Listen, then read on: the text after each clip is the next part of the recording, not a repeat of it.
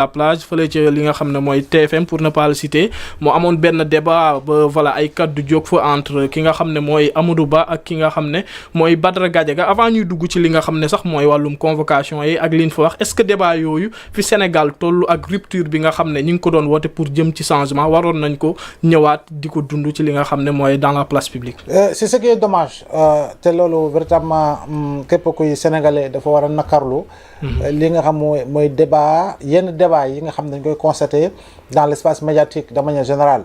Et parce que réseaux sociaux yi dañ koy wax mais bul fàtte ni réseaux sociaux yi benn nit la moo toog di def live am moom mooy waxal boppam moom mooy dugg ci ay détails foofu moom c'est le réseau des toppkaa waaye nag dafa mel ni nag bu ñu moytuwul ñun suñu wàllu bopp média professionnels yi dañuy nekk média toppkaa te média toppkaa nag moom mara day musiba la parce que su boobaa askan wi nga xam ne dañ la sas pour nga leen di informer juste et vrai defe naa ni ñoom ngay nërmeel si li nga xam ne mooy dëgg-dëgg jëm si wàllu désinformation le débat nag jamono ji du mën a yëpp si débat yi parce que yenn débat mi ngi fii am mu nekk ay débat de qualité ay débat de haute facture ay débat mené par des professionnels invité ay nit wax si xam-xam nit yi tontu leen si xam-xam ñu laaj leen si xam-xam nit yooyu tontu si xam-xam laal ay secteurs vitaux yoo xam ne dafa soxal li nga xam ne marché Sénégal mais malheureusement y a d'autres yoo xam ne si nit rek la ñuy wax débat yoo xam ne c'est des débats de personnes te dëgg débat de personne mënul yóbbu nit ki fenn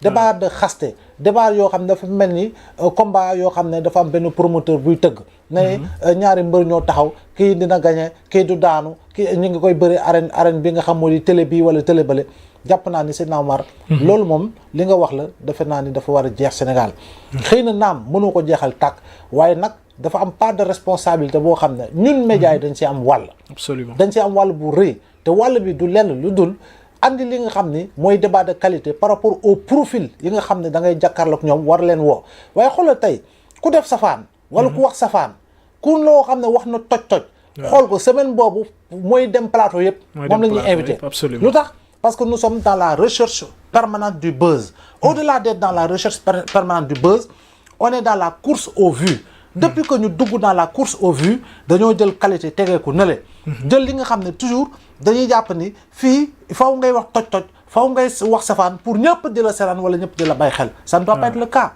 débat de personne moo amul solo tey ji nii nit ak nit toog di xastante nit ak nit di toog di tudd foo xam ne waru fa yegg si nit ki si vie privée am si wayjuram si soxnaam si ay doomam je pense que loolu defe naa ni li nga xam ne moom la ñu war a fàttali mooy professionnel bi moom daanaka dafa am lu ko war a tënk mooy le sens élevé de la responsabilité li ko war a tënk mooy éthique ak déontologie waaye nag ki nga xam ne dafa wàllu yaan si da nga maam dafa am koo xam ne mooy le procureur du plateau la dernière fois maa ngi la koy wax fii ne la sur ce plateau là yow yaa fi procureur man su ma waree wax lu ëpp yow soo ma aayewul la responsabilité t'incombe tey ji présentateur waaw yow mii lépp lu ma war a wax safaan lépp li nga wax si débordement su ma tàmbalee te nga xam ne fa may waxee débordement wax gu ñaaw la xaste la yow sa bopp tu as la responsabilité yaa ngi dégg morale la responsabilité professionnelle fàttali ma ne wax yooyu kenn du ko fi waxee te di ma arrêté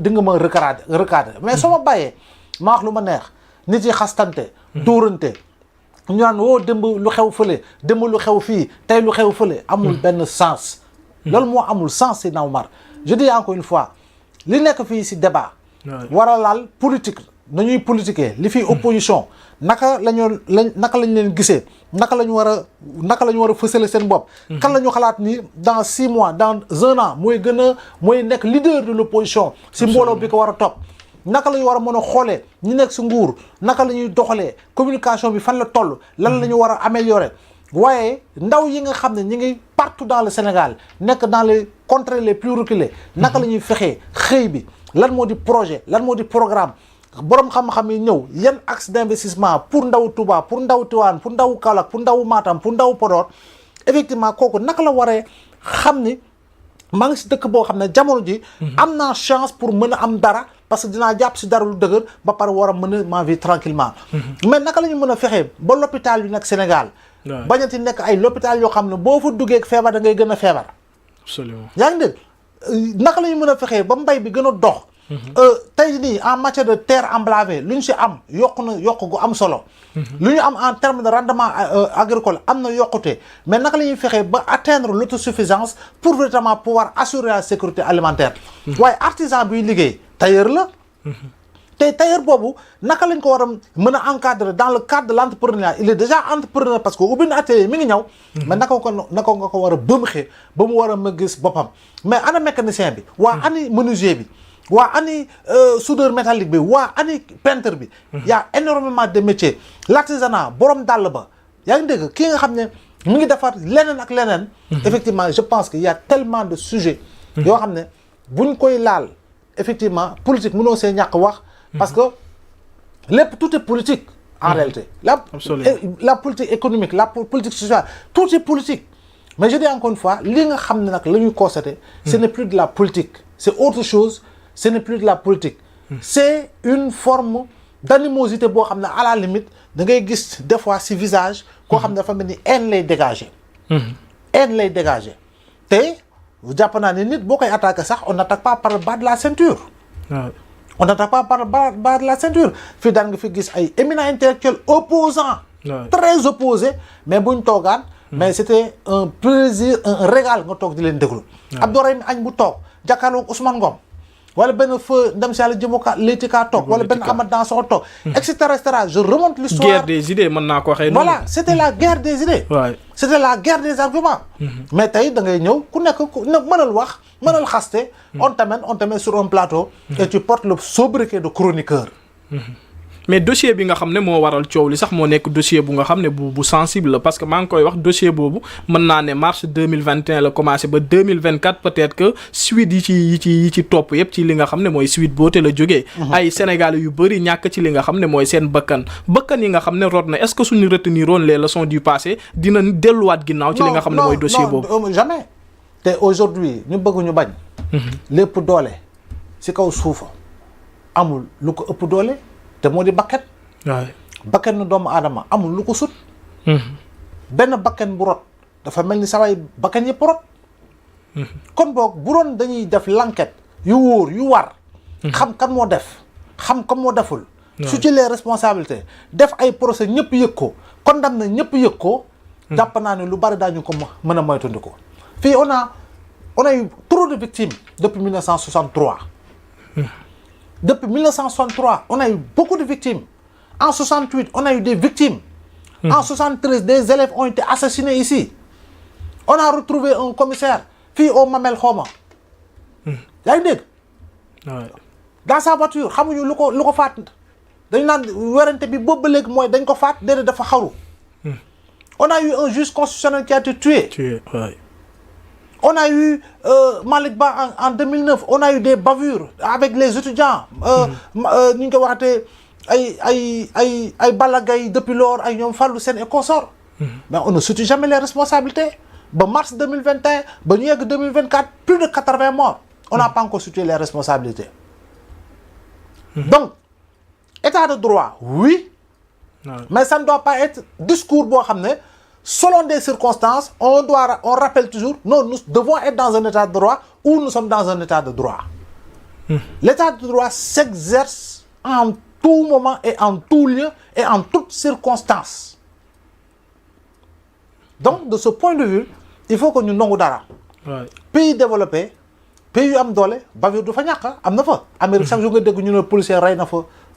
pas plus tard que ci li nga xam ne mooy samedi passe gis nañ fa ay bavure du entre policier mais voilà yu jëf yu ñaaw am na gendarme police France da nga koy dégg ay bavure mais néanmoins manifestation gilet jaune moo gënoon violente que manifestation yu amoon fii Sénégal zéro mort manifestation sur la réforme des retraites très violente zéro mort ñun fii da ngay génn ñu ne la kii moo mer ñu taal pëne bëm ngoon nga dégg y a 2 morts.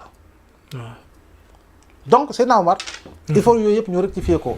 parce que ku ñàkk nañu amaana futur général. ñàkk nga futur Sadio Mané. ñàkk nga futur magistrat. ñàkk nga futur imam.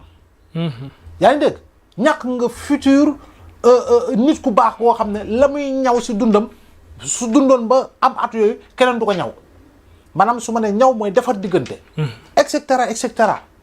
Donc je pense que nous devons savoir et pouvoir situer les responsabilités mais conformément aux lois en vigueur encore une fois conformément aux lois en vigueur dina loolu bu ñu ko doon dox doo mës a toog nga lay dégg ñu naan la non c'est politique li commande politique la li nangam la parce que itamit ñu wax ko te dee dafa am loo xam ne constaté nañ ko te yàgg na fi te moo tax il faut que l'on aille vers des réformes comme def nañu assise si wàllu justice def ay réformes laal lu bari jubbanti lu bari par rapport à une meilleure bonne marche justement des institutions et par rapport à un meilleur rééquilibrage des institutions mais lu fiy débat Sénégal tout le temps xoolal lu fiy débat yow vendredi ba léegi benn débat boobu moo am Sénégal. moo am Sénégal waaye.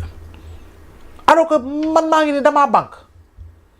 doon xalaat ni tey sa anniversaire la su ma ñëwee di nga ma du ma la jox kan waaye di nga am foo jaar ak man. non doyen yaa war a. non tey doo génn te joxoo ma dara. waaw te nga yaa ma ne yaay doyen te nga war a def si man dara. yaa ngi dégg.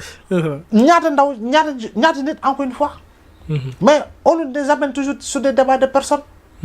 te gis nga ñaari jigéen yooyu xaw ma savon la xaw ma diw.